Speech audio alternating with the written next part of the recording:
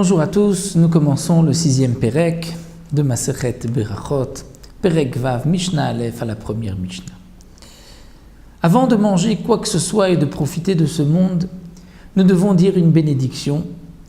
Comme c'est marqué dans la Gemara que c'est une svara assez logique, on ne peut pas profiter de ce monde avant d'avoir dit une bénédiction sur ce que l'on va profiter. C'est pour cela que les Chachamim ont institué une beracha, une bénédiction pour chaque chose, pour chaque profit de ce monde.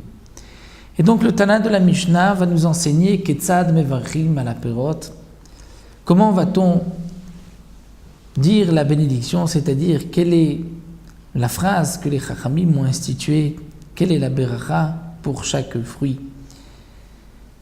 Le Tana ne nous parlera pas du début de la bracha, Baruch ata Hashem Elokeinu melech haolam, puisque le début est le même pour toutes les bénédictions. Ce qui change, c'est la fin. Une fois, c'est Boré Peri Haetz, une fois Boré Peri Adama, Motzi lechem min haaretz. Donc le Tana va simplement nous parler de la fin, Al perot ha'ilan, sur les fruits de l'arbre. Omer, il dira Boré Peri Haetz. Dans sa bénédiction, il dit béni es-tu Akadosh Baruch Hu, source de bénédiction, et Akadosh Baruch Hu, Boré Peri Haetz, qui a créé le fruit de l'arbre. Chutz minayain, à l'exception du vin. Le vin est aussi le fruit de l'arbre.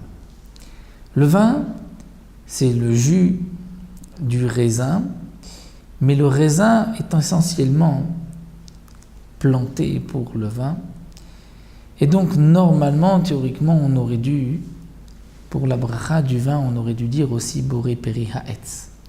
Dire le vin, ce n'est pas comme les autres jus de fruits, puisque sur un jus d'orange, bien que sur l'orange on dit Boré Peri Haetz, sur le jus de l'orange on dira Shehakol. Mais pour le vin, on aurait dû dire Boré Peri Haetz. Malgré tout, les Chachamim ont institué une beracha particulière parce que le vin est important et chachouv. Et donc à la yain ou Omer, sur le vin il dira Boré Peri Hagefen. Akadosh Baruch Hu a créé le fruit Hagefen de la vigne.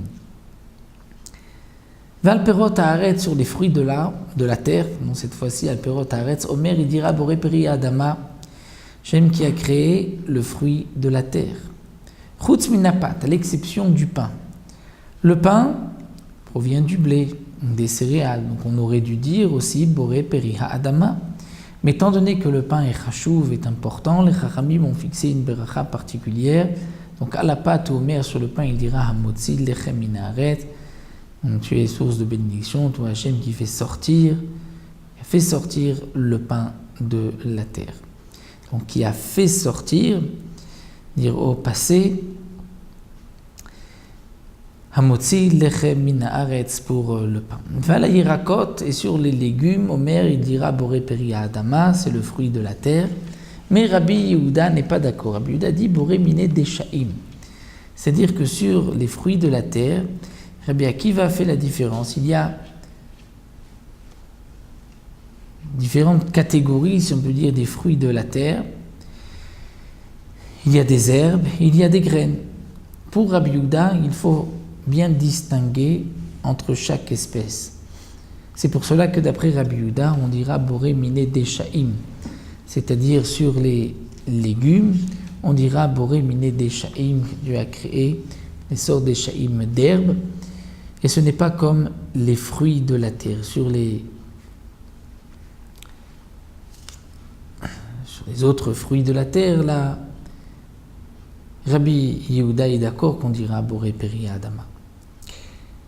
Le Barthénora rajoute que ce qui est marqué que sur les légumes, on dira Boré Peri Adama, c'est uniquement les légumes qu'on a l'habitude de manger crus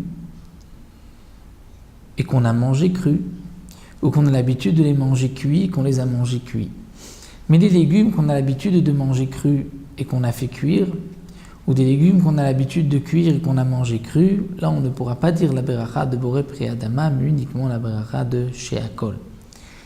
Les légumes qu'on peut manger et crus et cuits, on dira dans tous les cas Boré Peri Adama, puisque l'habitude de les manger crus comme cuits.